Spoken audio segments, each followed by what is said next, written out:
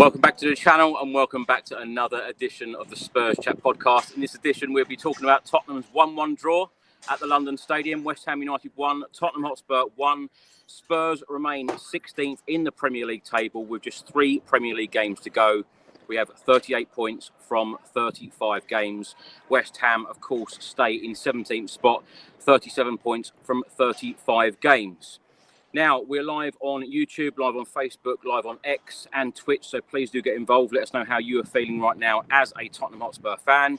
Now, the match facts and stats here. West Ham United, 55.6% of the ball to Tottenham's 44.4%. XG, West Ham 1.1, Tottenham 0.5. Shots, West Ham had 11 to Tottenham's 7. Shots on target, 2 apiece. Total touches inside the box, West Ham 19, Tottenham Hotspur 12. Goalkeeper saves, 1 apiece. Fouls, West Ham 18, Spurs 15. And corners, West Ham 1, Spurs 3. As per usual, I've got 3 special guests from, of course, returning guests, channel regulars. We've got Craig Dearman back with us. Craig, how are you? Yeah, I'm not too bad at all. Looks like you're doing a bit of shopping there, Chris, as well. Ready to go in Waitrose. I should apologise, actually. I know we're live on 4 different platforms, but we're late because I've literally been running around trying to get a signal. And the guys have taken the mickey a little bit, saying that, you know, Waitrose is right behind me here. It is not a new channel sponsor, so there are other shops available. Back with us also is Ricky Norwood. Rick, how are you? I am good, my friend. I am good. I am on the coffee today because, you know, I needed something to wake me up after that game. My goodness. But yes, back on the pod, back after a game. Let's get into it. Can't wait to chat with you, gents, and all of you beautiful people around the world. So make sure you comment, like, subscribe, and all of that jazz. And let's have a good one. Absolutely. And also back with us is Si the Fox. Si, how are you doing? Yeah, I'm good. I'm still on a high from Thursday night. Thought the stadium was electric. But more than that, the highlight of my evening was meeting Noel the portrait and Gary the landscape. Whoa. Whoa. Boys. It's been good, actually, Si. I should say, actually, that, you know, before each home game, we do actually meet up with a lot of the channel regulars. So it's nice to see you all and nice to have a chat before a game. And as you just said, and as you guys have said before we come on air, the atmosphere at the Spurs Stadium on Thursday was simply incredible. And today, literally before a ball was kicked, the Spurs away end was singing "We're on our way to Bilbao." You know, everyone's got Bilbao in their minds. Of course, we've got that huge game on Thursday coming up away in Norway, but everyone is booking flights, everyone is booking accommodation, everyone is excited about going all the way to the final. So, you know, we'll talk about that a little bit later. Before we do talk about today's game, I've got an app that I'd like to tell you about. Let's go. Hi everyone, before we get into it, I'd just like to tell you about a brand new app. It's called Match Bingo. You can play along with live sports and Spurs matches and you could win cash prizes. Watch your card fill up in real time whilst watching Tottenham. Make sure that you get your bingo card for our next game. Click on the link in the description or via the QR code. Real sports, real bingo, great prizes. Enjoy. Now, as I always say, there is always so many incidents in a Tottenham Hotspur game, so I'm sure that you will fill your bingo card up very, very quickly.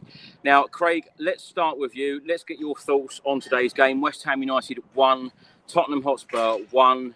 Now, of course, Spurs took the lead after 15 minutes through Wilson Odobert, and Jared Bowen equalised for the hosts in the 28th minute. Craig, let's get your thoughts on the game. It was a bit like a post-season friendly in many ways. I think it was boring. Dare I say, it was boring. Yeah, I wasn't expecting much out of this game, to be honest. I wasn't actually expecting us to get anything out of it. If I'm brutally honest, I thought West Ham would turn us over. But it actually had a really weird feel. I don't know what it was like at the ground, Chris, but it just seemed to have a really weird feel. There seemed to be a fair few empty seats at the London Stadium today. The crowd didn't seem as up for it as they normally would for this match, because obviously this is a big game for West Ham. It's a big game for Tottenham, but this is West Ham's biggest game of the season, you have to say. And it just didn't seem like that today. And I don't think it was ever going to be, because the position both teams find themselves in after pretty terrible season in the league for both sides. So, yeah, I wasn't really entertained today. I think it was just a case of getting through the game and hopefully coming out of it with no injuries for the players that are going to play parts on Thursday. Obviously, everybody's mind is on Thursday and not on this game at all. We're safe in the league, and does it really matter if we finish 16th or 17th? I don't think anybody cares. So, in many ways, a bit of a sad way to end the league season, because I can't see any of the remaining games being decent affairs. But it was just unusual to see what's usually a hotly contested London derby get played out like that. I've got to say, Craig, it was extremely quiet in the away end, and it was extremely quiet in the home end today as well.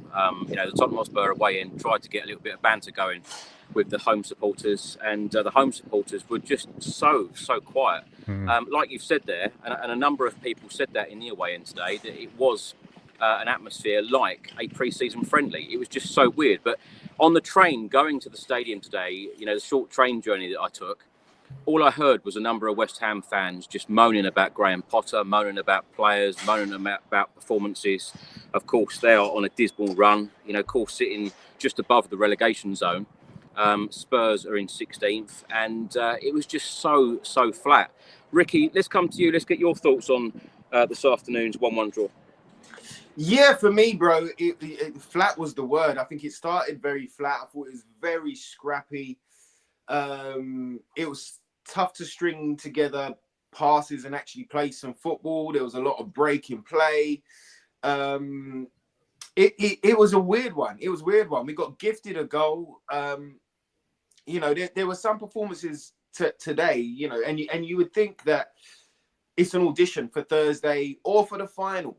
And I don't think, if anyone, to my memory, I don't think anybody kind of nailed their place on or made the manager contemplate who his lineup's going to be. And especially with the injuries, we've had injuries all season, and we're hearing that a couple of had knocks after Thursday, and I'm hoping and praying that it's not too serious at all.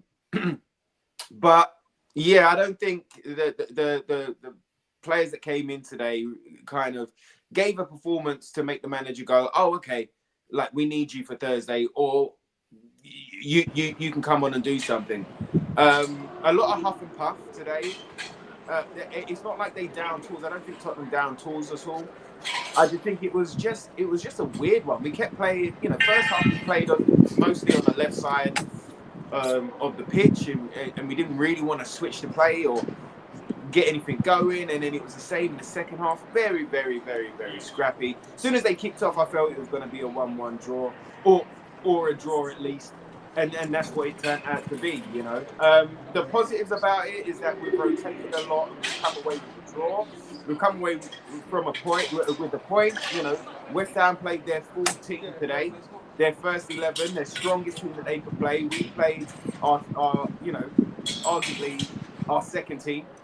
And yeah, there wasn't much that I can really say. I thought that the boys done well, but I wouldn't say that they done outstanding, or gave performances to like I say, make the manager worry or contemplate what he's going to do on Thursday.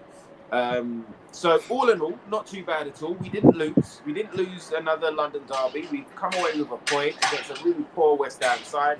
I thought we could have easily won it. We could have easily lost it. There were some good performances, but nothing outstanding. And look, man, 90 minutes, done and dusted. Come away with a point, and we roll on to Thursday. Absolutely. Si, let's come to you. Let's get your thoughts on the 1-1 draw today. Yeah, I think I agree with Ricky. Both sides could have won it, so probably a draw was a fair result. I was pleased to see Mikey Moore get on the pitch, and I thought he was bright when he came on. That's always nice to see. I think I'd have liked to see Ajayi have a run out. Maybe the last 10, 15 minutes would have been good for him, but he had no complaints about the team. I was a bit surprised that Kulusevski and Bassuma played the whole match. I think that was maybe in Kulusevski's case, it was to get some minutes in his leg, the phrase we keep hearing. So I get that with him. And then if you actually look at who we had on the bench, Bentancur aside, we didn't really have anyone to come on. But I thought maybe when I saw the team, I thought, oh, well, what's going to happen here is Bassuma and Bentancur will have a half each just to keep them ticking over before Thursday. And also, I think you pretty much nailed on with the team that went out today as to what the team's going to be on Thursday night, aren't you? You can pretty much name it now. The fact that Richarlison came off, he's going to, if Son's not fit, which from all the inside noises, there's the highest chance that he won't be, then he's going to go with the same front three that he went with on Thursday. But yeah, you know, again, I thought it was a solid performance, but nothing exciting, if I'm honest. I just kind of washed over me. So what Ricky said there about, you know, players, you know, it's an interesting one because in the away end today, a number of people come over to me and said, what are you expecting today? And I said, look, if I was a player, I'd be thinking semi-final coming up, chance of a final coming up. I've got to grab my opportunity. In your opinion, did anyone really do something special today to say to Ange, look, you know, when you pick your strongest starting 11, I want to be there? No, not for me. I think I don't think anybody did, to be honest. And you know, I feel for Jed Spence a little bit because he was playing well and he was in a flow, and now he's in and out of the team. So I don't think that helps him as a player on his own. But for me, there was nobody. You know, let's go through the people that probably won't start on Thursday. So Jed Spence, is he going to get in above Destiny Thursday? No. Is Ben Davies and Danso? No. Archie Gray? No. Papsar? No. Well, Bassuma and Kulusevski are going to get in by default because Bergval's injured and Maddison's injured. And then Tell and Odebear, they didn't do enough to warrant a starting place for me. So I think if this was an audition, they missed their chance. And also, you know, going back to what you said, Chris, they've also got, all of them are going to have maybe probably two, the 3 matches, I doubt 3, but 2, to audition for that final. Because, you know, I'll go early on this. I think we're going to the final. But then again, Chris, that won't surprise you. I've been telling you that every match at the stadium. So I'm not going to change my tune now. But I don't think anybody really is making a case to upset what the starting 11 was on Thursday, aside from, you know, Ange's going to have a decision to make about Sonny, if I'm honest. And again, coming back from injury form, the way he was playing before he got injured, would I put him straight back in the team? Much as I love him and he does have my heart, not for me. But that's just a personal opinion. It's weird, actually, because whenever I go to a Spurs away game, of course, everyone you hear talking about the game, you hear them talking about players, etc. All I've heard throughout the whole of that 90 minutes today is, you know, people saying to their mates and family, etc., where are you staying in Bilbao? And what day you're flying out? And it's just been about Bilbao all day long.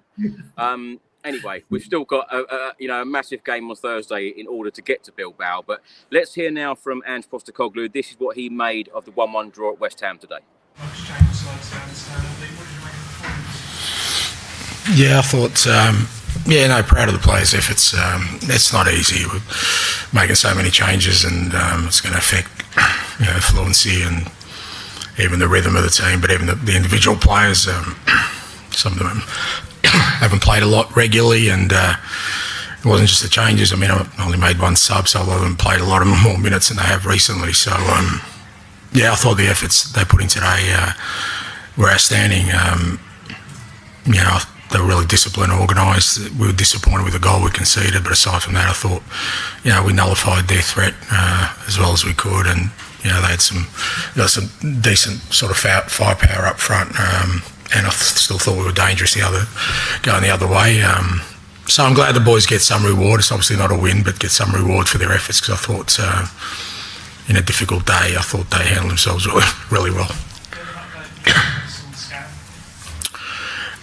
No, it doesn't look great, but we're just waiting for further information. So we'll just wait and see. Hopefully, we'll probably get some clarity tomorrow. But fair to say, it's not looking promising, but I'll just wait and see. Dom's improving. We obviously left him out today, but the medical team, pretty confident he should be right for Thursday.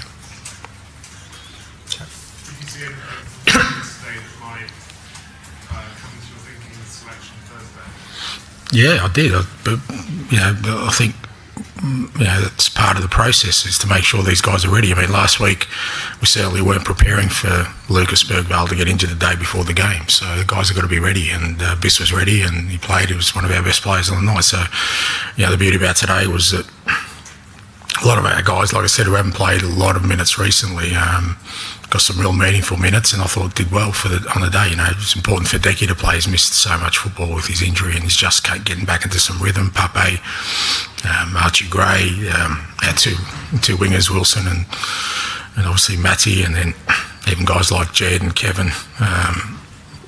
I just think it's really important those guys play, and then to have Biss back up again for another 90 minutes, and even Richie to play again. It's been a juggling act for sure, to try and get to a position where we've got a squad that's capable of tackling what's ahead. We're still sort of cursed with some bad luck along the way, but I was really pleased the guys that got the minutes today, they're actually meaningful minutes. I think they had to work hard, and I think they showed that they're going to be ready for Thursday.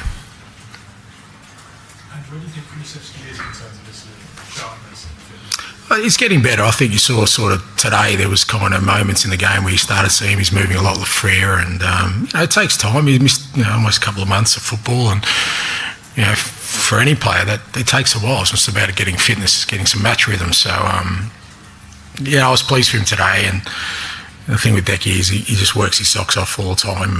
But I just felt you could see he was sort of some of that ability to beat people and turning tight areas and run with the ball. It was coming back. But I was also pleased with his discipline today, because, like I said, they had a really sort of aggressive attacking lineup out there, and he had to do sort of a really important defensive job for us. I thought he did that well. Yeah, again, we're asking some big jobs of him, whether it's left or in the centre, and he's constantly learning. And a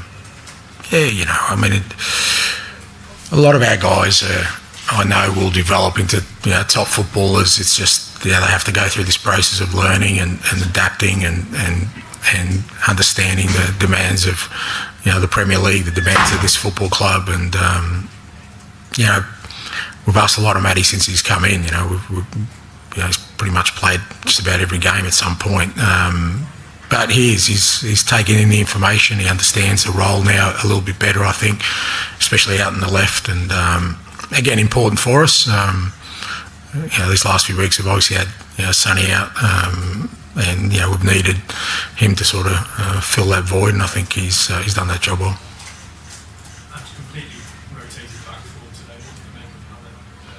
Yeah, I thought they handled themselves well. It was, I thought Archie was really good. Great to get him back. He was disappointed with Liverpool last week, but again, that's part of his learning. And I'm sure, he reflected on that day, and he's going to make sure that the next time he gets that opportunity, he'll handle it differently and better. I'm sure he will, because he's that kind of personality. But I thought he was really good today. I thought, Kevin, again, it's so important to have him back. And again, the fact that he got through 90 plus minutes was excellent. And Benny and Jed have been important for us all year to be available. Like I said, you can have the best laid plans like we did last week, but then we lost Lucas on the eve, and I need to know guys are ready, and that's why we've been giving them game time. And I'm comfortable that, whether it's the back four or the rest of the boys who play today, if we need to make a decision that means one of them starts, I'll be more than comfortable in them doing that. Okay, thank you. Thank you.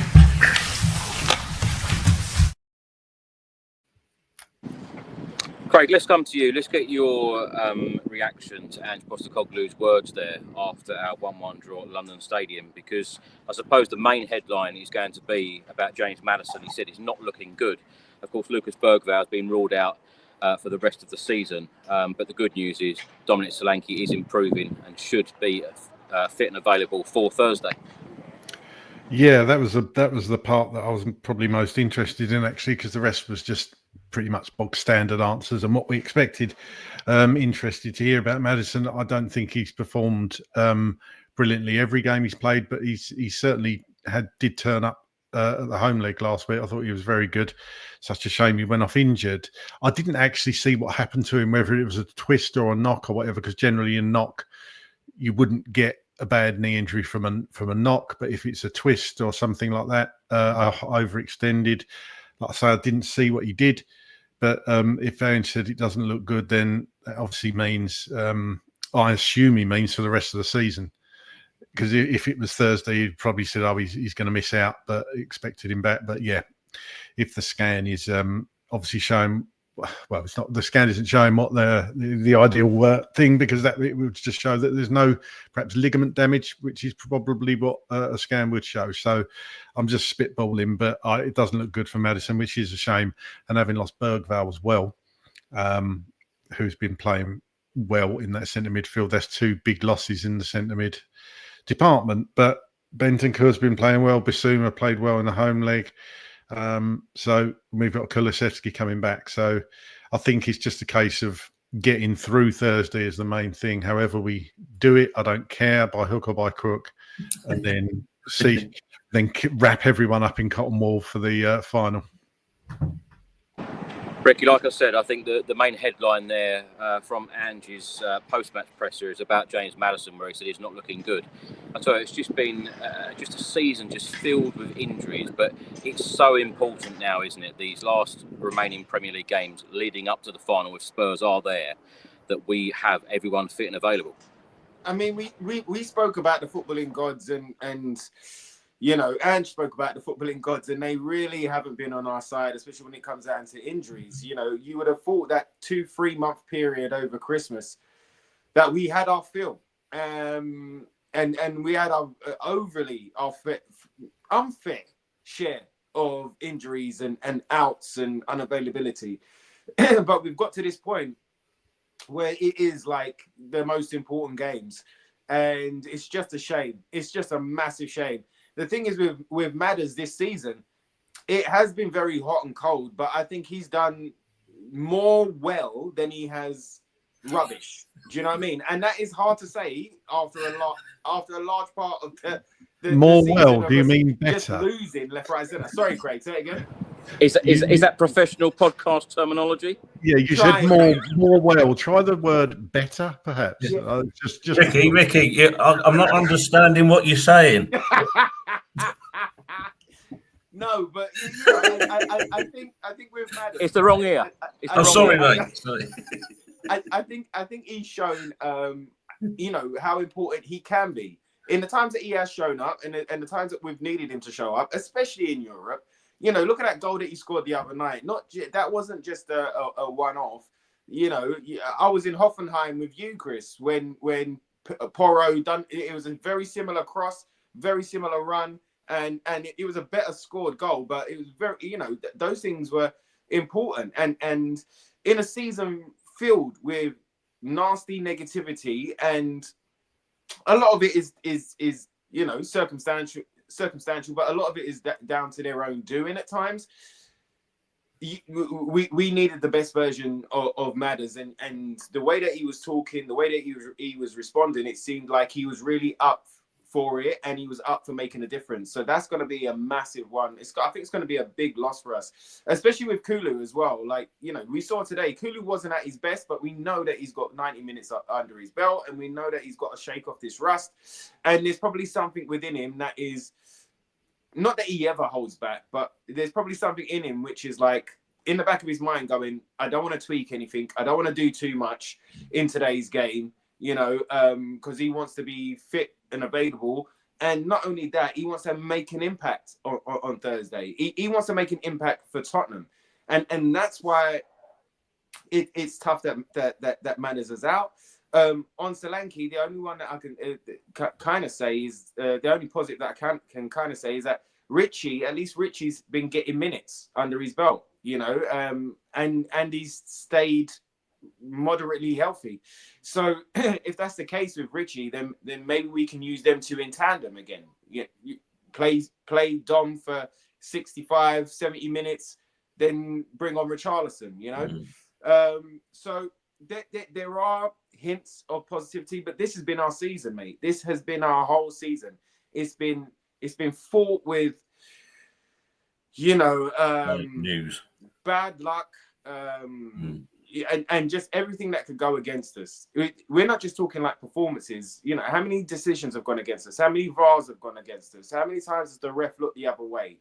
Even today, I said to my West Ham mate, I was just like, you boys would be better in the UFC than you would playing football, because, you know, Bassuma had a punch in his face. There was elbows flying left, right, and centre. The amount of times that we got kicked up in the air, you know. Spence, you know, when Kudus went into Spence, that was a bit vindictive.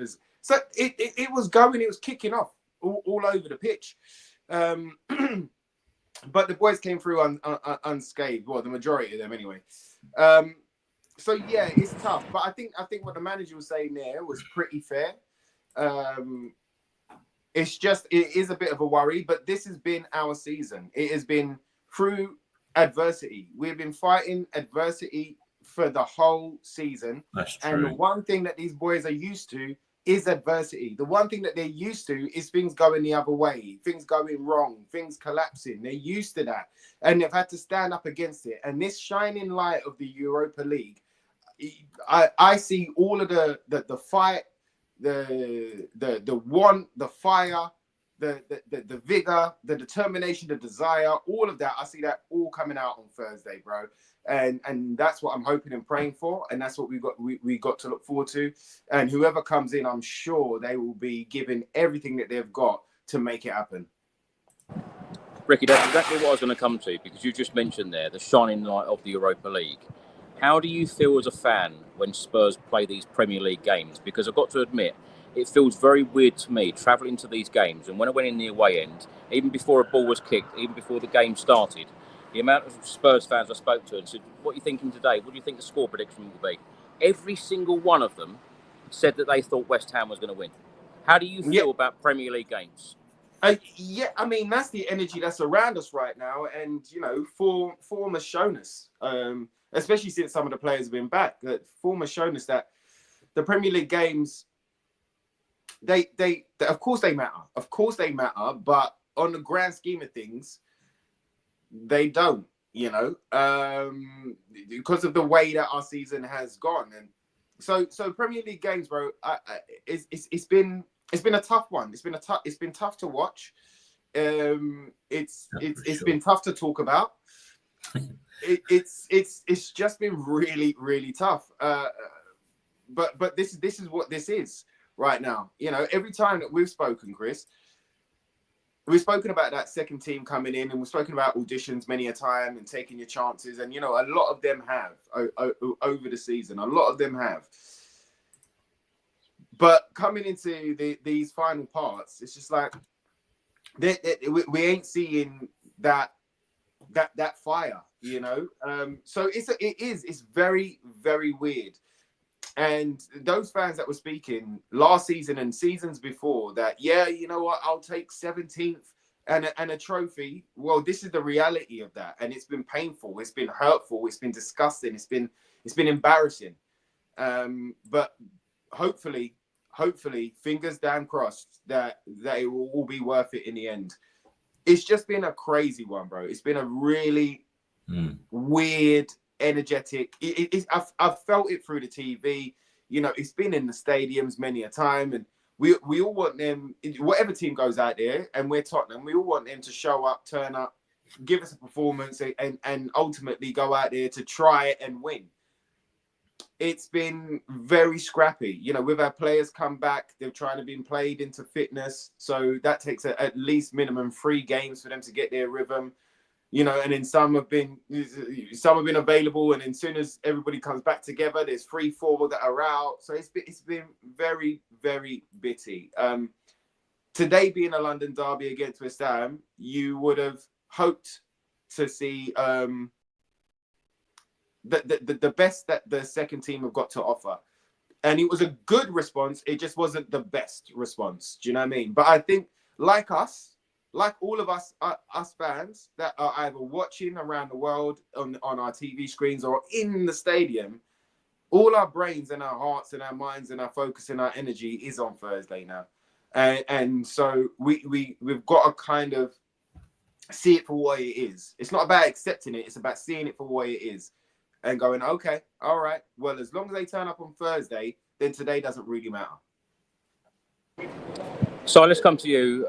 Before we move on to the starting 11, is there anything you'd like to add about Ange Postecoglou's words in the post-match press conference?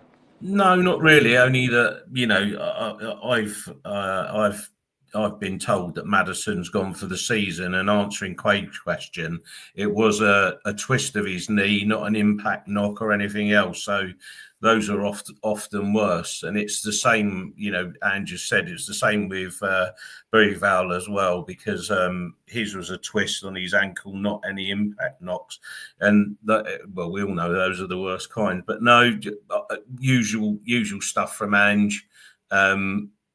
Yeah, they did all right. Well, what else can you say? That's it. No, nothing really to add, mate, if I'm honest. Okay. Right, so let's move on to the starting 11 today that faced West Ham at the London Stadium. 8 changes from the team that beat Bodo Glimt on Thursday 3-1 at the Tottenham Hotspur Stadium. Vicario, Bassuma and Richarlison keeping their places. Vicario wore the captain's armband today. So the starting 11 was as follows. Vicario, Gray, Danso, Davis, Spence, Sarr, Bassuma, Kulusevski, Odegaard, Richarlison and Tell. And the subs bench today, very strong. Kinski, Udogi, Romero, Johnson, Porro, Bentancur, Van der Ven, Moore and Ajayi. What do you think of the starting 11, Si? Were you surprised, or is that exactly what you expected? No, for me, it was exactly what I expected. Like I said, I think, you know, the team was always going to be set up with Thursday in mind. And like I said earlier, the only thing I was surprised at was that Bassuma and Kulusevski played the whole game. But then again, if you look at the bench, we only had really one midfielder on there. The bench as well, it was full of defenders, but not many attacking options. And one other thing, I know this will obviously get people agitated, but there's a game where we didn't even think that Timo Werner was good enough for the bench. So goodness knows why we kept that bloke on. It's beyond me, but that's a sideshow. But in terms of the team, no, exactly as expected. And I think that the only thing I would say is I don't think we got the substitutions right, because I think that Bassuma or Kulusevski should have come off just to give Bentancur a little run out for half an hour or so. But yeah, totally as expected, mate. Craig, let's come to you on the starting 11. Any surprises for you? No, I totally echo what Si said, to be honest with you. The team was more or less what I expected. And again, agree. I thought Bentancur might get 45 minutes, half hour, just to give Bassuma a break, because obviously we're going to need him Wednesday. Other than that, I thought. I mean, Ange could have gone not weaker, but he could have rotated a bit more. 100%. He could have put Ajayi, the young lad, and more from the start. Obviously, just resting players like Porro, Udogi, Romero, Van der Ven, Johnson. But yeah, there's not much else he could have done that I expected, to be honest. It was pretty much what I would have picked, to be fair, Chris. No real surprises at all in there for me. Craig, out of the starting 11 today, how many of these players would you expect to start away in Norway on Thursday? Probably Bassuma, Tell, and Kulusevski, possibly Odegaard. Doesn't sound too good about Son, does it? So yeah, you would think actually Johnson will probably come in on the right. So yeah, I'm going to say Tell and Kulusevski probably, unless Solanke's injured, you might get a Richarlison start, but just those two. But Spence would always have a good shout to be in there, but I think for this next leg, he's going to be going with the tried and tested Porro and Udogie. Ricky, let's come to you on the starting 11, because Ange mentioned in his post-match presser there about, game management, players' minutes, particularly Kulusevski, who he's mentioned, he's been out injured for a time. It's important to get minutes in the legs for players like Kulusevski. How do you feel that Ange has managed the minutes of this squad? Certainly the players who are fit and available at the moment. I felt that Ange has dealt with giving those, especially coming back from injury, he's managed their minutes well. Sometimes it hasn't been for the benefit of the result within the league, but it's been for the benefit of that squad, and it's been the benefit of getting them back up to match fitness, sharpness, rhythm, but also taking them out at times so they don't overextend, or they don't go and push an injury. So I thought that he, especially because the Europa League is the main focus, I felt that he's done really, really well. But for me on the starting lineup, Chris, I mean, I said to you in a text, I would have loved Kinski to start today, and just to take Vicario out of the firing line a little bit, because, he, especially within the league, the last couple of games, there's been a few moments where, it's been shaky. To be polite, it's been a bit shaky, and Vicario had a few shaky moments today, but then he also had a fantastic save, goal line clearing save today. So I would have changed Vicario. I would have done the full 11. But for me, you know what, I've got to say a couple of things.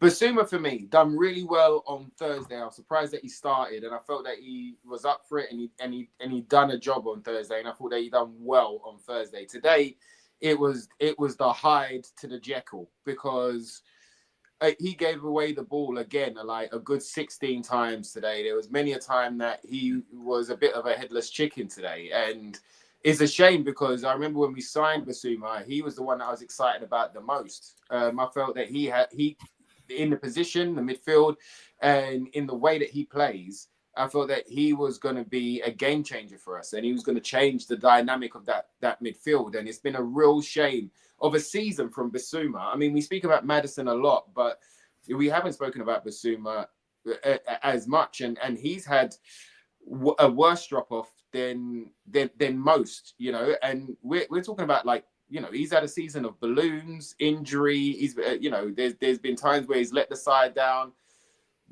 and we've heard 2 or 3 times, okay, this time you're going to see the best of Bassuma, and it hasn't shown up, right? And I'm really happy that it did on Thursday, because that was the one that made me nervous. So it was great to see that it is in there, but then you see a performance like today where he really should have taken control of that midfield, and he should have been the one that was dictating. And the amount of times that he gave it away, short pass, long pass, inaccurate pass, or blind pass, thinking somebody was there and he just gave it away. That was very frustrating. And one thing I was saying on Spence as well, and I am one of Spence's biggest fans, right? I have been ever since he signed, and I've wanted him to have his chance, and I've wanted him to make the impact that he has, and he has. He's been a bit of a game changer. I've loved his hunger. I've loved his desire over the last couple of weeks. But the last couple of games, there are points where Jed switches off, and he either lets the runner in on him, or he's not as intense. So if a ball comes to him and it's slightly short, he's still waiting way over here by the byline for the ball to reach him. But we can tell it's short. We can tell. So I feel that he can too, especially being a footballer that is on it. He can see it too, but he doesn't run to it. You know, he doesn't run to go and meet the ball at times when those passes are off. He waits and then he allows the opposition to take the ball off, and then we're on the back foot. Or there's times where there's just certain intensity where he'll just blink and fall asleep for a second. And look, I'm not criticizing him, telling him that he's terrible. I've got a lot of love for Jed, and I've loved what he's done, and I want to see more of it. But I think with that, you can see why Ange goes with Udogie in a first 11, because he might run out of steam, but he loves to be switched on, Udogie, and he loves to make an impact. And forward and backward, he's got that mind's eye. You know, I'm not saying Jed is rubbish. I'm just saying he didn't take his chance today as much as I felt that he could have. There were flashes of brilliance, but there was also flashes of times where he switched off, and both of those things kind of concerned me. So, you know, Vicario with a couple of poor kicks today, and where he put us under pressure. Bassuma, where he just continued to give away the ball, but that's been a bit of a theme of his season. And then with Jed today, I just felt that he switched off a couple of times. And again, that intensity to go and meet the ball or to drive the ball, I don't think he had any in his stomach today. Like it was almost like a sprinter that runs 2 seconds after the starting pistol has been shot. You know, majority, as soon as it's gone pap, everybody's off. But I just felt that Jed almost like it feels like he's waiting 2 seconds after the starting gun, and then he begins to run. And Jed, I love you, bro, and I want this to be a note that is taken and improved on, because I know he can do so much, and I know that he can be a game changer, and I know that he can be phenomenal. You can tell in that Tottenham side he could be phenomenal, and we do see flashes of brilliance from him. But I would just take that note to be like, okay, cool, have a watch, take that note, and that is his point to improve on. Do you know what I mean? Yeah, I don't think there's anything wrong with what you said, Rick. I think like all Spurs supporters just want to see the best that these players can be, and we've seen that turnaround in Jed Spence's career, because how many times we said in this podcast it looked like he was heading out the door, and you know, when we talk about opportunities, he has certainly grabbed the opportunity this season. But of course, we want to see that a little bit more. We want to see, you know, these players be the best that they can possibly be. But can I make one point, Chris, about Bassuma? Yeah. Bassuma, for me, on Thursday, he played as an 8. He is no 6. I'm sorry. And that's putting him in the 6 spot today. We've seen what he's capable of there all season. He isn't that player. But in the 8, with Bent and Kerr behind him, on Thursday, different game, because he hadn't got the weight of responsibility of being the 6. And, you know, it's happenstance today that it's happened. But, you know, all of us have said all the way along, 6 is a specialist position, without shadow of a doubt. And Bassuma isn't a 6. So I think I don't mean this the way it's going to come across. We didn't have that many options today. You can see from the bench, but he was playing a position that ultimately doesn't suit him. That's just my view on this. Yeah, Bassuma actually did come over to the away end to give his shirt away to a child, I think, at the end of the game. And the Spurs fans were singing his name. You can tell he is one of those players that absolutely loves to feel the love from the fans, and he certainly got that today. Let's get into the game itself. As I mentioned from the very off of the podcast, the away end was singing Spurs were on their way to Bilbao. So the mood was high anyway in that away end today, because everyone's excited about the Europa League. And that's why I asked you that question, Ricky, about how you're feeling as a Spurs fan, you know, about the Premier League games, because it just seems to be one mood and one attitude for Premier League games, and one mood and attitude towards the Europa League. And as I said, you know, throughout the podcast, a lot of people are very excited and booking flights and accommodation, etc., etc. So, you know, full focus on the Europa League. But you know what, Chris? Let's just think about it for a second, just as a thought experiment. You know, if we was in that 4th, 5th, or 6th position right now, we're on 60 points. How much focus would we have given to finishing in the top 4? And how much focus would we have given to Bodo Glimt? Well, so some things in life, everything in life happens for a reason. Do you know what I mean? Well, that's a very good question, because if I put to the three of you, what do you think of that starting 11? I would have got a very, very different answer, I feel. Yeah. Exactly that. Yeah. Si, let's come to you. After 2 minutes, West Ham put a cross in. Archie Gray cleared. I just wanted to get your opinion on Archie Gray today because, of course, he played last week. He hasn't had much game time of late. He's had a lot of game time throughout the season because, of course, we've had so many injuries. But started against Liverpool last week in that 5-1 defeat at Anfield. What do you make of his performance today? It was a competent performance as a makeshift right back. I don't see that as his future, and I think he actually looks better at centre back even now. And I think he is the heir apparent in a couple of years' time to be a number 6 because he passed the ball, he can tackle, he's good in the air, he's got everything that you want, and he's got football intelligence, isn't he? But I think playing him at right back, yeah, okay, I understand why we do it, but he's not going to be as dynamic as a Porro or an Udogie or a Spence because I don't think it's his natural game. I'd say I quite liked him when he was playing centre back for us because he could impose himself on the game and make more of an impact there. But other than that, he was competent. Whether it's him or Berryvale or any of the other youngsters that come in the team, Tell, Odebear, they're all going to make the odd mistake here and there. They're learning their trade. And I think that, we could do better with leaders around them.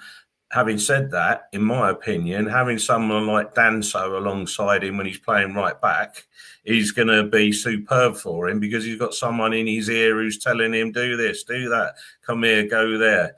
And I don't know if everybody can remember looking back, but when he played centre-back alongside Ben Davis, who, again, was telling him where to go, what to do this, you take him, just generally nursing him through the game, he was really good. And I think all of these experiences will make him a better player in the long run. So yeah, I was happy with what he did today.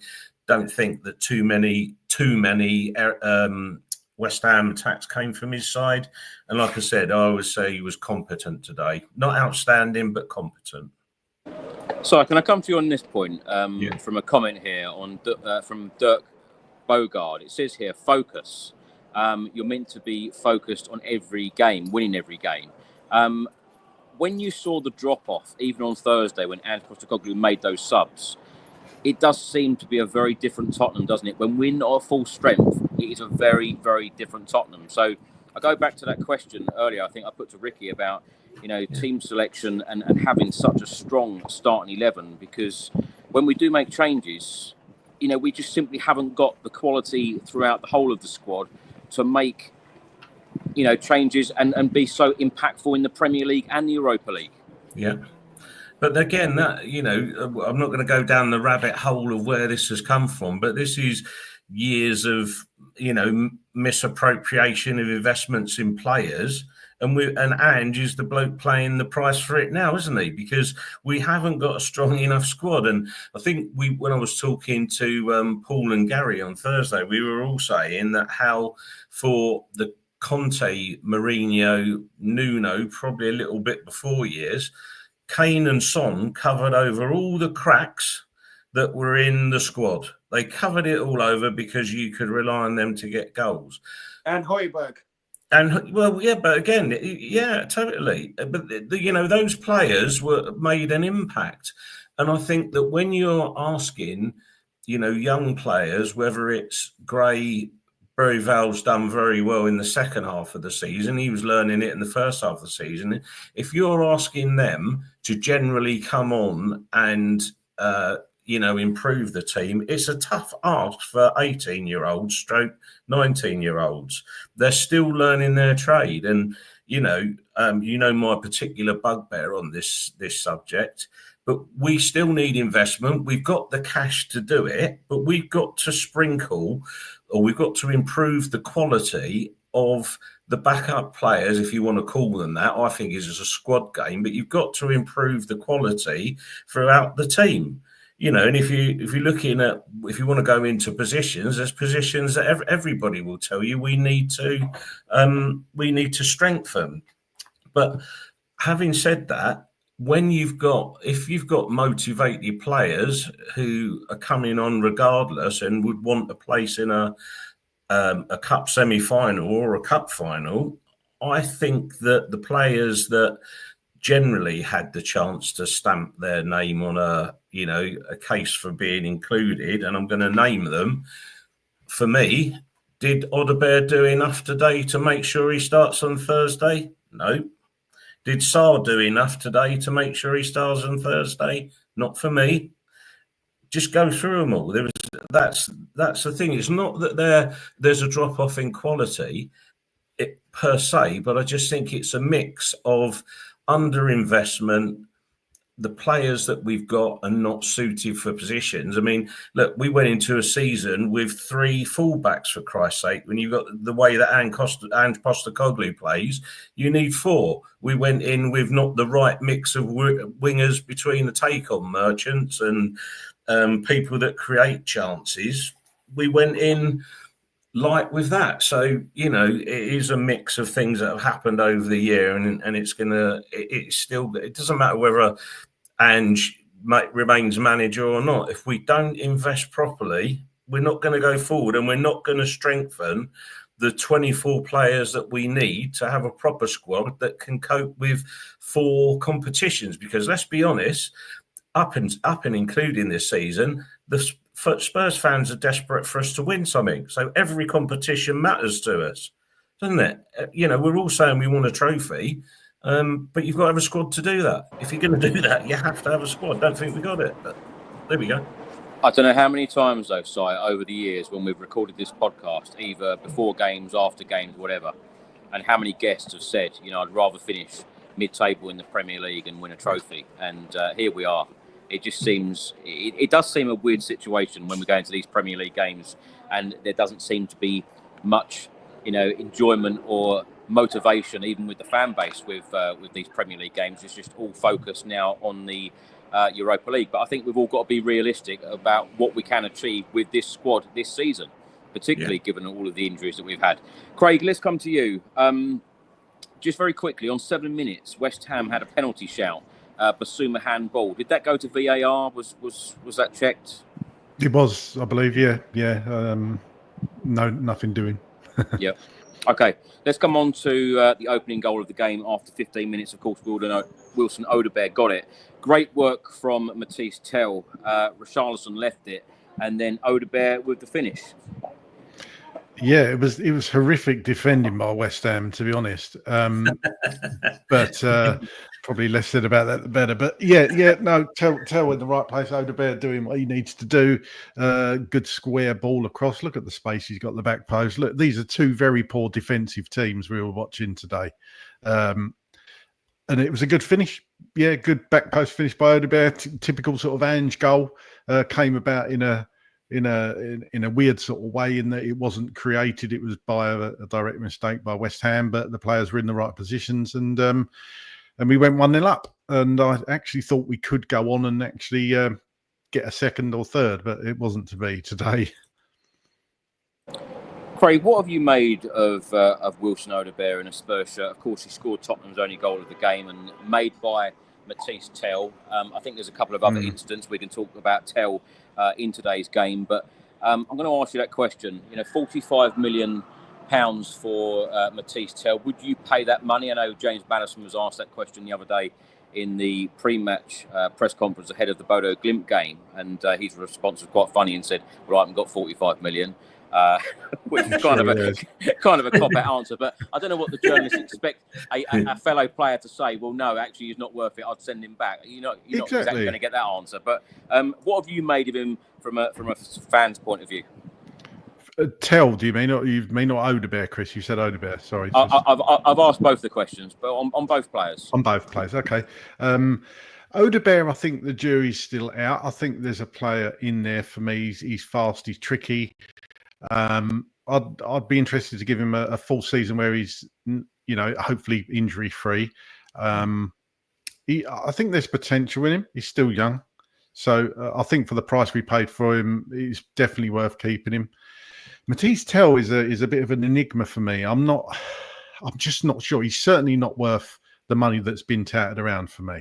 If you could get Matisse Tell for 20 million, 25 max for me. I know some people really like Tell, but he's very forward thinking. He looks to run forward with the ball whenever he can and create. The creativity's good, the work rate's good, but it's just something missing at the moment for me with Matisse Tell.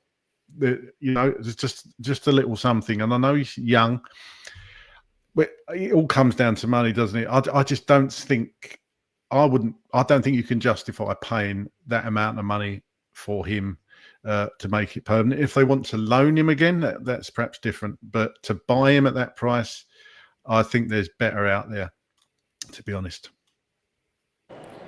Ricky, what have you made of Wilson Odobert in a Spurs shirt? It's nice to see him get on the score sheet today. Yeah, very much the same as Craig. I think both Odobert and Tell, we've seen flashes. We've seen moments, but we haven't seen anything consistent. We can't really hang our hat on anything. But I would echo what Craig said there about Odobert. You know, a lot of trickery, a lot of speed, something that we need, a one-on-one merchant, but we haven't seen the best of him right now. Yeah, agreed with Paul right here, who put a comment down. Who said Tell has heart, and we need more of that, not less. And Tell does have heart. I have seen a lot of that. I have seen a lot of drive and ambition and will. And I love that even when we was in dire straits, which wasn't that long ago, but when everybody was having a go, he was the one that went and spoke to the fans in the crowd. Do you know what I mean? And he has been that guy. I remember him saying, like, look, man, we need you. Like, even in this bad time, we need you. Talking to the fans. And I love that. I love that attitude. I love that energy that he's bringing. There's a high ceiling with Tell, but it's tough. It's tough. You know, we look at the circumstances that he's come into. It's not like we was a fully flying team and he could just slot in and do his thing. We've put him in when we're short, where we're understaffed, you know, and underfunded. And we want an impact, and we needed an impact, and that's what we've needed to see. And we haven't really seen much of it. There's been a lot of huff and puff again from him. So I think it was last week he was putting in cross after cross after cross that were pretty good, and you can tell he's got speed and he's got a bit of trickery. But it is a different league for him. You know, he's been playing football since he was just over 16 for Bayern, and he has been making impacts in that league. It's going to take time. It's going to take a lot of understanding to understand what this league brings.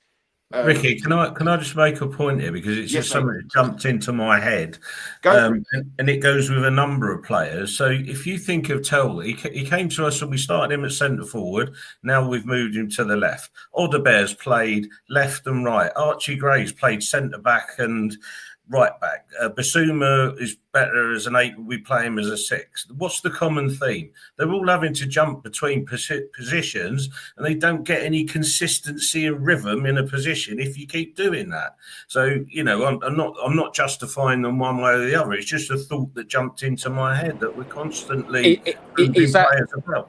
I was going to say, Si, is that part of just modern day football, the way that managers love versatile players?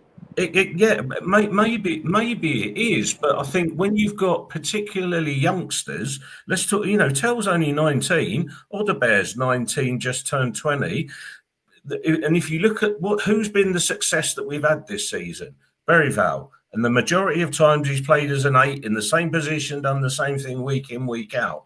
And that's not to say they can't all be multifunctional players. I just think you're asking a lot of them when they're coming into a team and being mixed from one position to another. It was just a thought that struck me whilst we were talking there. I was listening. You know what? I think you're right, but I think balance is key, right? I think when you've got so many versatile that can play in so many different areas, I think it's overcooking the balance scales. Do you know what I mean? If you look at Ajax, I love Dutch football and stuff like that, but Ajax have very versatile players. They have 6 and 8s playing as 10s sometimes. You know what I mean? They have left and right wing backs playing as wingers at times, and it is about that interchange. But the one thing that they do have, or what they strive for, is a solid core. And it's the one thing we haven't had the whole season, is a solid core for those that can be versatile, for those that are adaptable to slot into play. So you've got fundamental, Van der Ven's going to do that. Romero's going to do that. Bentancur's going to do that. What runs Sonny and Solanke are making. The rest of you create the havoc, you create the creativity and make things happen. But we haven't been able to do that. That's why every time I think, a majority of the games this year, when we have gone to do that, Sign, I think you make a brilliant point. But that's when we look scrappy. That's when we look like we can't string two passes together. That's when we look like headless chickens. Because I had a sub point to this as well, Rick, which again just comes to my head. Who's our top goal scorer this season? Johnson. Where does he play week in, week out? Right wing. I rest my case, my lad. I get you, and I'm with you. But it's become that balancing act again about like injuries now. So now Johnson's our most dangerous, prolific goal scorer up front, right? So what are we going to do? Play him against West Ham? I told you. I said it earlier. They were playing UFC today. Half of the time they weren't playing football. You know what I mean? So with the crisis that we've had this whole season, you're going to put our top goal scorer on the field. You're going to keep him for Thursday. So there is that. But I think you make a great point about why we've been so scrappy and why we've been a bit all over the place all season, because of exactly what you said there, Si. We have so many versatile people playing in so many different positions that nobody knows what runs you're going to make. Look at Harry and Sonny. Harry and Sonny, and I know they're a different level, but Harry and Sonny were telepathic.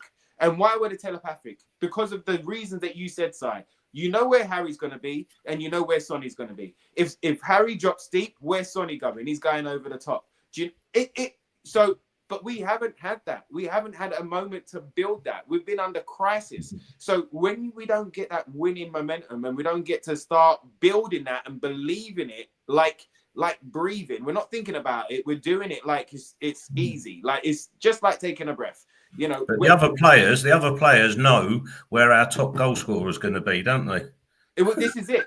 They know where he's going to be. So then look at today. If you look at the pattern of play today for the goal, who would have been there ordinarily? Well, I think it might have been Mr. Johnson rather than Oliver being there. But then look at the second chance that we had a bit later on when Richarlison fired. He should have taken the shot, but he's fired it across the ball, across the goal, and Odubey's come too close. Now the majority of the time, Johnson's running in from that angle. Yeah. Do you know what I mean? And if you look at it, like even though I wanted Richarlison to shoot at that point, he was right to pass it. Everything was blocked off. If he would have shot, it would have ricocheted, right? But it was the cleverer option to pass it. But Johnson wasn't there. So these are the things that we haven't been able to get into a rhythm with. And every time that we lose, that pressure just was on our shoulders, So now it's just about the result. Now it's just, look, please, just win. Do you know what I mean? So then the football goes out the window. So I think that it's been a culmination of all of that. But I think you're absolutely right in the balance of things, where we've had so many versatile players not playing in their rightful, most prolific position. And they've been playing their second position, third position, and that's where we've had a lot of confusion this year, bro. But I think it's a great point that you make there, mate.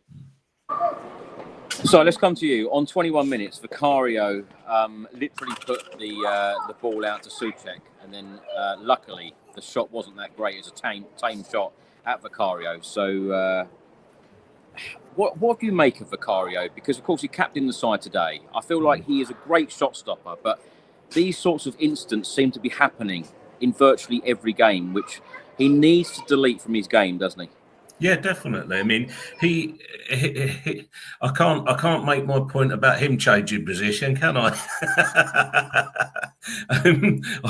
I just think that sometimes, it depends on the game. So let's look at the good performances he's had this season. They've probably been in games where he's had to focus. And he's another one that's playing the focus game, as far as I'm concerned, where it doesn't really matter today. We can get away with this. We can get away with that. He is a brilliant shot stopper. Make no mistake about it. I even think he's been better with crosses this season. I think he has improved that area of his game.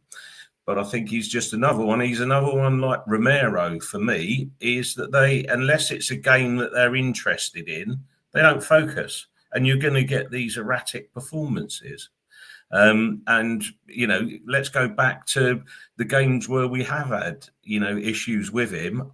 I would, on the whole, say they are lesser games than, you know, Manchester City away or whoever that we're playing. He was commanding, I would say, against Frankfurt away because he knew he had to be. His brain was in the game, and I think, you know, personally, I think that's a little bit.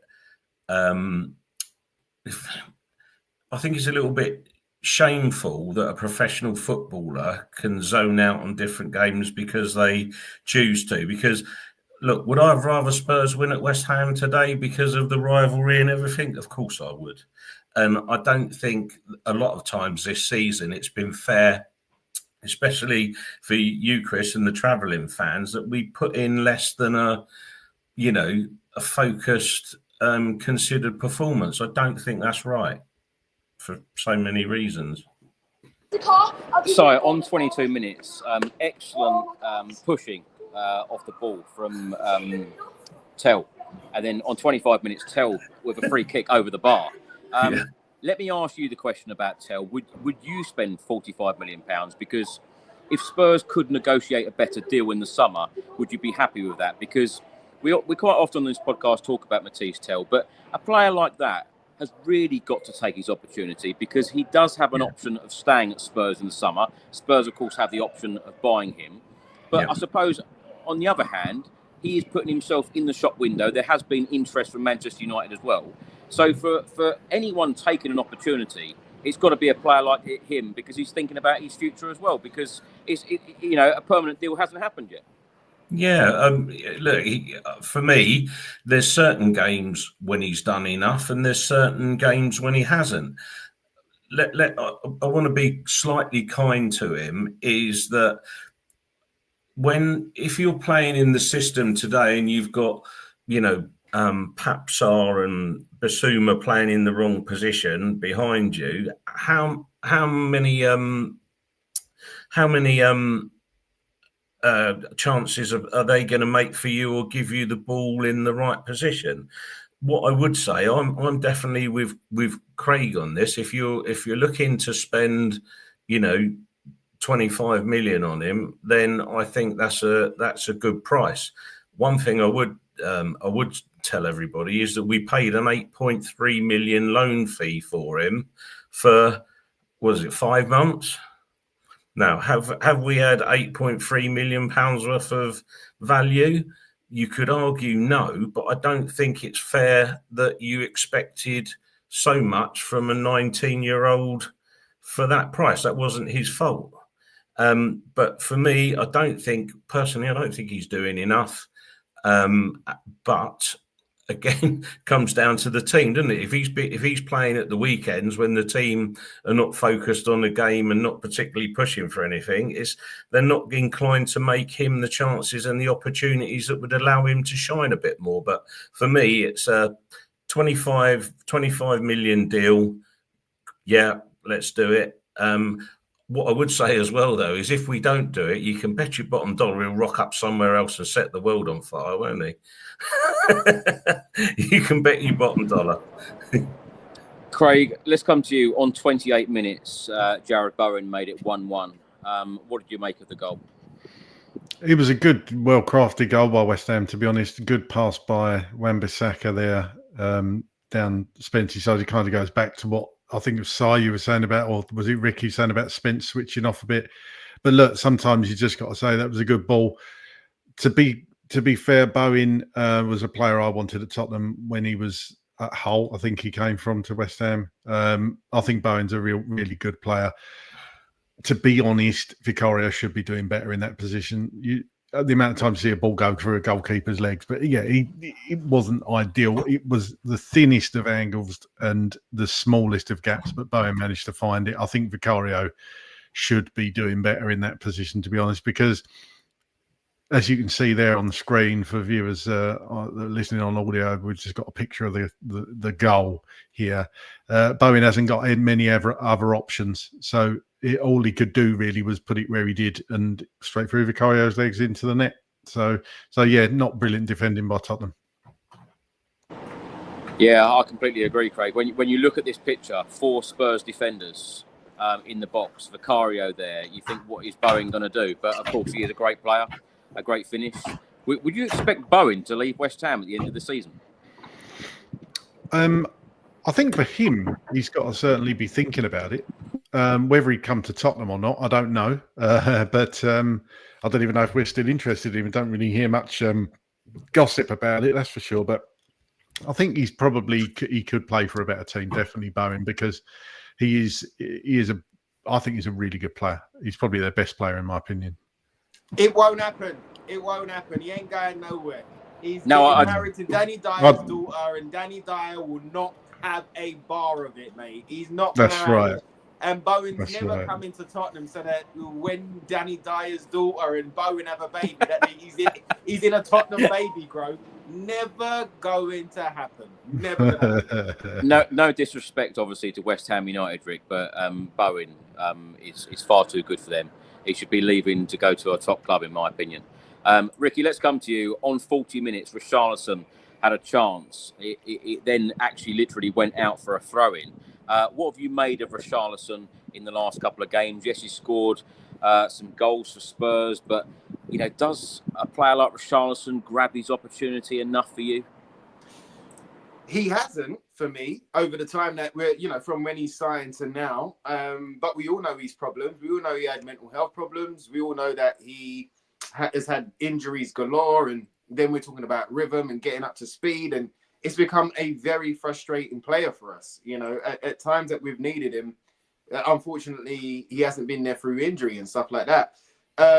Recently, though, you can see what he brings to a Tottenham side. He brings some chaos. He brings some aerial ability. I haven't seen a flick on in ages. Do you know what I mean? But I only see a flick on when Richarlison plays. So he can be very impactful for us. And it's a shame because when we signed him and then he went to the World Cup and he started playing for Brazil, he was outstanding. And I was like, he's going to go on to another level for us. And we haven't seen it. But fingers crossed, now that he's back fit, now that he is getting a bit of rhythm, he has had some very solid minutes under his belt. Good game on Thursday, good 67 minutes today, I think it was. 90 against Liverpool. So fingers crossed he is all guns blazing and ready to go for Thursday, because he is one of those emotional players. He does play with his heart. He does play under that pressure, and he loves to be the hero. He's got a tattoo of R9 Ronaldo, Neymar, and himself on his back. So he loves to be that hero, and he's got an opportunity to be that hero. He's got an opportunity to justify the amount of money that we spent on him. And for me, we were talking about prices there about Tell. For me, we spent 20 million extra that I felt that he was a £40 million player. I didn't think that he was anywhere near 60, 65 or whatever else we paid for him. So right now, he has an opportunity to be a hero. He has an opportunity to, be lauded in the Tottenham history books for years to come. If he can come out and bring out a solid, outstanding performance for Tottenham in these cup games. He's got 2 cup games to be fit for and to be ready for. And if he can do something in that, then I will be ecstatic and I will thank whoever signed him. And it will put him in the shop window for the summer as well. And I think that will help his career go forward as well. So, with Richie, it's the best thing I can say is missed opportunities for him and for us and for the games. Ricky, let's get your reaction to this, because Bayer Leverkusen have just drawn 2-2, which it means that Bayern Munich and Harry Kane have won the Bundesliga. So, first trophy for Harry Kane. Fantastic, mate. Fantastic. I'm not one of those fans that want him to fail. I'm so happy for him. If Emerson Royal can leave us and win something and pick up a trophy, why not Harry Kane? Well done, Harry. Well done, Eric. Thank you for all your efforts. Well done, in going out there and being able to pick up a league trophy, as well as another golden boot. Harry Kane is phenomenal, and we all know as Tottenham fans how phenomenal he is, and we all know what we miss him not being around. But I'm so happy that he's gone out there, absolutely ripped it up. you know, and comes home with that trophy. That is amazing for him. And who knows, now that he's going to lift that trophy, maybe he'll come home next year. You never know. You never know. That's it, exactly. Harry, stop pissing about. Get back to Spurs. I mean? You've won the trophy. Come on, lad. Come on, bro. It's done now, isn't it? You know what I mean? Like, that's it. You've done it. You've done it. Get Shearer's record, win the league with us, you know, and then, you know, be a hero forevermore. But yeah, I'm ecstatic for Harry. You know, a guy that still doesn't get the amount of love or respect that he deserves, whether it was for Tottenham or for England, or, you know, whenever he's put on a shirt to kind of go out there, he never gets the respect that he deserves. He's a world-class player, an outstanding player, if not the best, in the top 2 of the very best number 9s out there, because he is exactly what it says on the tin. You know what you're getting with Harry. Look at Bayern. They paid 100 million on him. No one's complaining. Not one person's complaining about that 100 million. We've complained about 65, you know, 45s, 35s. 100 million they spent on Harry, and it was the best 100 million that Bayern could ever spend. And, you know, well done to him and his family. I'm ecstatic for him. But yes, Harry, if you're listening, time to come home now, sunshine. Come on, mate. You know what I mean? I know you're missing infield. Like, our training ground's dynamite, bro. Come on, mate. Come on, while Sonny's still here as well. If you're listening, I'll tell you what, I know a lot of people listen to this podcast. Harry Kane is not one of them. Listen, he loves it, bruv. He loves it. So let's come to you. On 42 minutes, Wan-Bissaka had a chance blocked by Jed Spence, and a minute later he had another chance blocked by Kulusevski. Of course, the score was 1-1 at half-time. How are you feeling at that point? I've got to be honest, Chris. I'm totally relaxed about it. I was probably, that was something that waked me from my coma from watching the rest of the game. It was so dull. I was actually thankful to see a little bit of action in it. So going into half time, it was like, yeah, okay, well, but we did all right. Can I just say, by the way, Ricky's spot on with Harry Kane. Anybody who wishes that man anything other than the best wishes, it says more about them than everybody else. But yeah, Spurs legend, always has been, always will be. But yeah, come home. I'm in the come home camp as well. But yeah, it woke me up, to be honest, Chris, when that happened. And I have to say, going into the second half, there were very few things that woke me up there either. It wasn't an action-packed, fun-filled game, was it?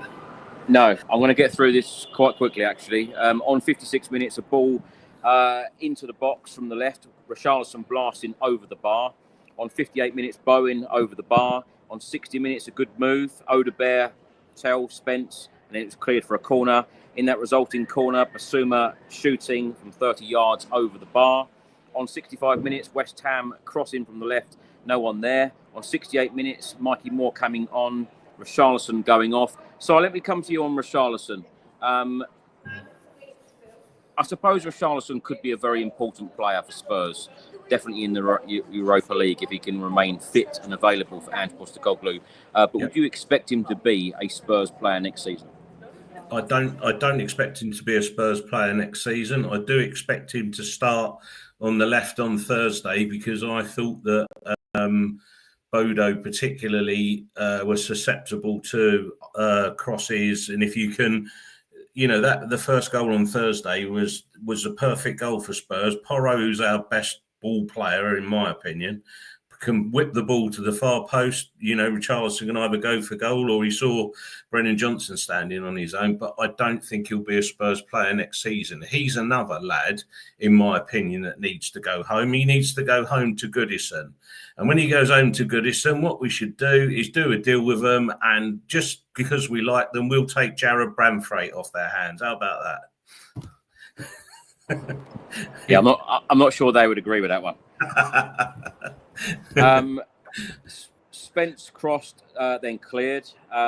Then West Ham had a chance on 70 minutes, which was headed over the bar. Sarr shooting over the bar from 20 yards on 79 minutes. And then an excellent save from Vicario to deny Bowen on 82 minutes. Craig, let's come to you on Vicario. I know I asked Si about Vicario earlier about his distribution, but when it comes to shot stopping, he's one of the best, isn't he?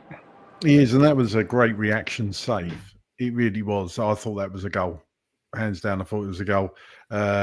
Such quick reactions to dive to his left and actually got a good hand on it and pushed it away.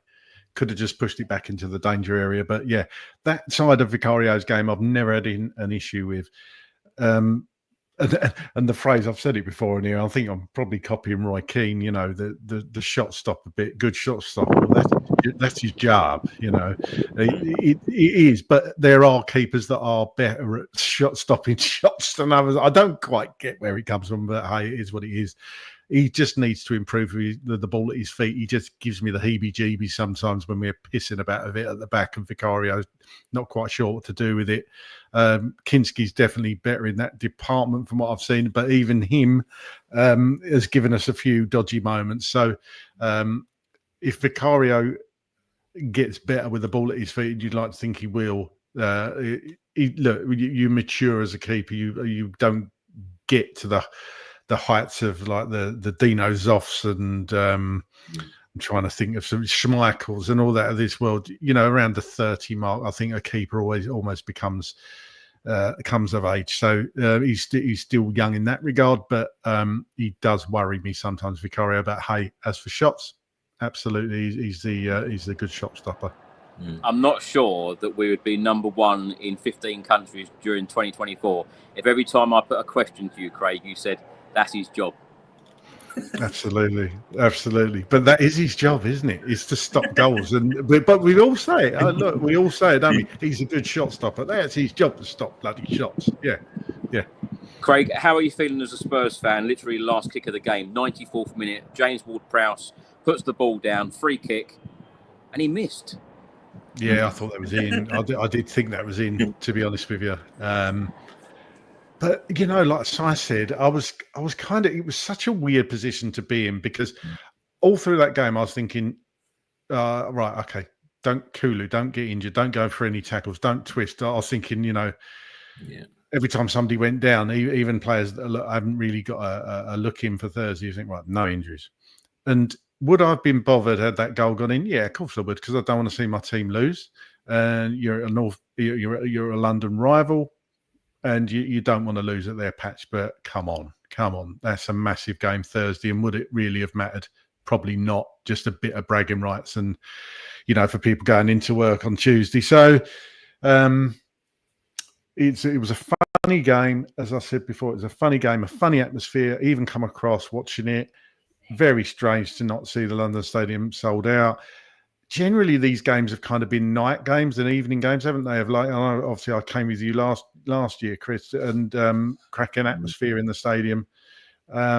Just didn't have that about it today, and it was definitely a 16th versus 17th, where both teams haven't got anything to play for in the league kind of feel about it. But yeah, James Ward-Prowse, great free kick taker. I'm not sure he's as good a player at the other parts of the midfield game, and perhaps that's why he's jumped down the pecking order for England, of course. But as for dead ball specialist, he's phenomenal. I love Harry Kane has just tweeted literally a picture of a trophy. That's it. Simple as that. Just a picture of a trophy. Love it. Right, last question for you all. We will be doing a match preview for the Bodo Glimt game this coming week. But let me ask you very quickly, you guys, on your thoughts on the game. Ricky, let's come to you first. In terms of starting 11, what do you think Ange Postecoglou will go with? What should he go with?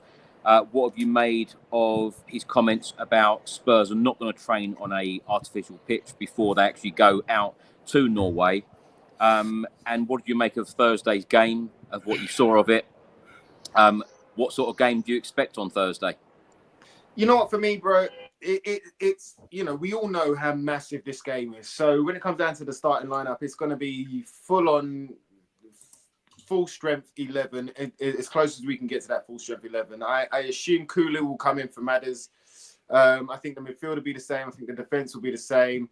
And then it's a toss up between Tell and Richarlison on the left. depending on what we need and where we need it. So I assume that he's going to go full strength, as close to full strength as he can. It's going to be a cracker of a game, I think. I think yes, there is concerns about like the temperature and the plastic pitch and stuff like that. But from what I've heard, it's not that bad. You know, I've heard it's going to be 8 degrees there on Thursday. So again, we've played in the snow, we've played in hail. You know, the Premier League is the toughest league, not just for opposition, but for the conditions in which we play in all of the time. So I don't think it's nothing that we can't handle. I remember asking Gareth. I remember asking Gareth the other night, and he comes from a coaching point of view. And you know, my question was, look, would you take that first team and train on a plastic pitch for the rest of the week up until Thursday? And his answer was no. And the reason that he said that was, basically, sometimes you can overthink about how you play on that pitch and on that surface in those conditions. So he actually predicted that we'd go there like day before, train on it, work it out, and then go for it. And I totally took that point, because sometimes you can stop playing your game and start playing the pitch. And that's the last thing that we need to do. So the last thing that we need to do is concentrate on circumstances that could negatively impact us. It's all about positive impacts, and it's all about playing the game that we feel that we need to go there and play to go and win the game and get through. And I feel that playing on that artificial pitch the day before as well, it gives them that. They get to understand. And Ange made great points in the pressure as well, kind of talking about how different plastic pitches react differently, depending on size, width, length of plastic grass and stuff like that. So let them work it out. Let them concentrate on the best plan going forward, and then let them have that day of kind of understanding the bounce and the zip of the ball. And they're all intelligent footballers on stupid money a week, and I believe that they can work it out. Like I believe that day before they'll be able to work out and make it work for them, so they're not overruled or overthinking when it comes down to the game itself. So I go with Gareth on that. I felt Gareth made a great point, and he made a great point from a coach's point of view. So I will definitely take that on, and that's what I'm going to go with as well. Personally, as a kind of a naive fan, I would have trained on that pitch all week. It would make sense, right? But when he said that, it made so much sense. There's so many factors that can go wrong on a plastic pitch as well. You know, when players are on there, they're running gate. You can get injuries on there and stuff. So you don't want anything to go wrong. Concentrate on what we need to do. Concentrate on the plan A with a plan B, ready to go. But go out there and keep your full focus on winning that game, coming out victorious, and it doesn't matter what they bring at us. We can go there and do it. Now, Bodo are a tough side. We've seen them come back. We've seen them against Lazio, and they've done it majority of this Europa League, where they're not a pushover. They deserve to be where they are. They fought for it. They went for it. They done everything they can to get there. So they're not going to just sit down and let it go, and they're not just going to lay down and let us take the win. It's going to be a battle, but we need to be ready for that battle. And I don't think anything that they can come at us with, should be able to trouble us. Oh my God, I need to touch wood now. But, it should be able to trouble us. We should go out there like with full focus, full bodies, full minds, full hearts, with a clear direction and a clear objective. And let's go get that damn win. Come on, you Spurs. Ricky, what's your score prediction? And you probably didn't hear that because I was on mute. There was some Spurs fans going down there saying, Chris, love the podcast. Where's Ricky? You send my love to those getting home. Get home safe. And I'm right here. And I'll be here on Thursday after we're victorious. And yes, I will be drinking that night too. So be prepared, whoever's tuning in. Be prepared, whoever's hosting. Come on, baby. Come on. Yeah, it'll be so cold I won't be able to host that evening. So Craig stepping in. Yeah, it's good luck, Craig. Si, God. So how are you feeling ahead of Thursday? Because you are one of the positive ones who has said to me for months, we're going to be winning the Europa League. We're going all the way. Yeah, we're winning Thursday. I think we'll either win 2-1, 3-1. It'll be exactly the same team. Kulu in for Maddison. I expect the same performance, to be quite honest. Doesn't matter if we play them on AstroTurf, ice, whatever. We're good enough to beat them on any service. And I don't think the players should have that in their head. They're professional footballers, for goodness sake.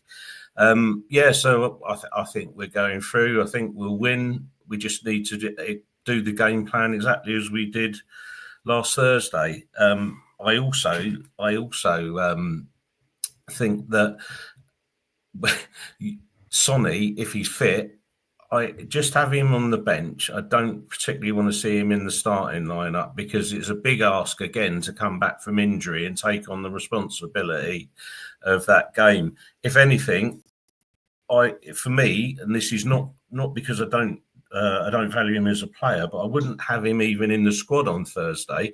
Just get him right for the final. We're under no rush. The players that we've got available for Thursday have proven already they're more than good enough to beat Bodo. They've got a couple of players coming back. Is that going to make them a well-beaten side and even better than what we saw last Thursday? Not for me. Not for me. You can get at them. We know the tactics. So, again, just be professional, do your job, turn up, play with passion. We win 2-3-1. And then, Mr. Cowlin, you can buy me a beer and say I am the oracle of results. Well, you've heard it from Craig and Si. Just do your job. It's your job. Just do your job. Craig, would they be doing the job on Thursday? Yeah, I think they'll just get over the line. They'll get over the line by hook or by crook. I think I said I'm quite confident we'll actually get to the final. And that's no disrespect to Bodo. That's just my opinion and what I think will happen. It won't be an easy ride, by the way, because we're Tottenham. We don't do anything easy. It's not going to be a lovely 2 or 3-0. Very, very stressless evening, and I'm sure we're all going to be sitting there wherever you're watching it, whether you're at the game, lucky enough to have a ticket, or whether you're hiding behind your sofa watching it. It's going to be stressful, but I think we will, and they will get us there to the final, and then all bets are off. Likely to be Manchester United, as we all know. We've beaten them 3 times already. Let's make it a 4th. Nothing, I think it was. I was watching one of Alice's videos. The brilliant YouTuber girl Alice, who does a lot of. I think she's got a soft spot for Tottenham. Alice, if you're listening, I'm sure you have. But she said, surely Spurs can't beat us 4 times in a season, can they? You could see she was thinking, yeah, they probably can, because it's just the way the season's gone for both clubs, isn't it? I mean, would it be? I mean, obviously, Manchester United, that's the thing. If you're a neutral and you're going to be watching this final, you're going to be thinking, whoever loses, if it is Spurs Man U, right? Whoever loses the final, that's kind of probably the worst season in the Premier League, isn't it? So somebody's going to be crying, and I just hope it's not us. We've got the players to do it. Yeah. It would just be so Tottenham. So Tottenham's doing. I think last time we won a European trophy, was that under Birkinshaw, and he left at the end of the season? Yeah. Is that right? Yeah. Spot on. Yeah. And Liverpool won the league. Yeah. Oh wow. Yeah. Okay. Yeah. Yeah. Well, there's an omen for you. Is it not a little bit arrogant, Craig, the fact that I've asked you about a semi-final and you're talking about the final already? No, because I love the big smile from Ricky Norwood there, by the way. It's not. It says it all. It says it all. It's if you say it, I don't Come know. on, Craig, do your job. I've asked you about the semi-final, Craig. Do your job. Look, it's me talking about a final is only akin to, and I'm going to use this as a pure example. It's not basis in fact or anything. If you ran a YouTube channel, you've already scheduled the final podcast for the Europa League. It's very similar to that. Very true. Very true. So, fair point. Okay. Yeah. Can I just make one other point, Chris? I think it's really important, and I think King Hoddle's made the point as well, that the if Richie and Dom are playing, holding the ball up is going to be crucial. I don't know if anyone knows, but I think Craig used to play centre forward, so perhaps he can give us some insight on that. No, come on. So I don't like to talk about it, you know. Oh, that's what I thought. Having said that, Dominic Solanke does hold the ball up well, and that is what we miss when he's not playing, because it bounces off Richarlison and goes in a million different directions. Solanke's not as good as Kane at doing that, because I think Kane is the best in the world at doing that. But Solanke's going to be a big weapon for us should we get to the final. But the semi-final, Chris, in all honesty, it's going to be squeaky bum on occasion. Look, if Bodo Glimt get an early goal, then crikey, that's going to be us behind sofas and God knows what and watching through fingers. But I think we'll get over the line. I think we'll just get there. If you're asking for a score prediction, I think it'll be, I'm going to go 2-1 Tottenham. Well, I'll tell you what, I feel like this recording of the podcast has been more enjoyable than today's 1-1 draw at West Ham at the London Stadium. I've really enjoyed talking to all three of you today. And I know before we went live, I said that we'd be doing a 1-hour podcast. We'd keep it short, but I feel like it's impossible to actually do these short podcasts when we've got such great guests on. Si, thanks so much for joining us this afternoon. Where can people find you? I know you're going to be coming on a preview show with me this week to go through a lot of the Tottenham Hotspur finances as well. Yeah. So where can people find you? What are you up to at the moment? Well, you can see you can follow me on Twitter at the ridiculous name I've got on there. But so you can find me on there prattling on about all the things that I prattle on about. So just pick me up on there, and we'll see you in the week, Chris, and I'll bore everybody mindless with numbers. But don't believe what Mr. Levy's telling you about no money. That's all I'm going to say. There is money, and I can prove it. Prove it, not just suggest it. Prove it. Do you know, Si, you can actually change your name on X to be a bit more, a bit more easier for people to keep trying. User friendly. That's the words. Listen, that's the only way he remembers his Wi-Fi code. Yeah. Yeah, it's like a name of a team out of the Europa Conference League. Yeah, we've been there. Craig, thanks so much as always for all of your work that you do. But remember, it's just your job. So it's your job. Yeah. Where can people find you, Craig? You can find me hiding behind my sofa on Thursday night watching the Tottenham game, definitely.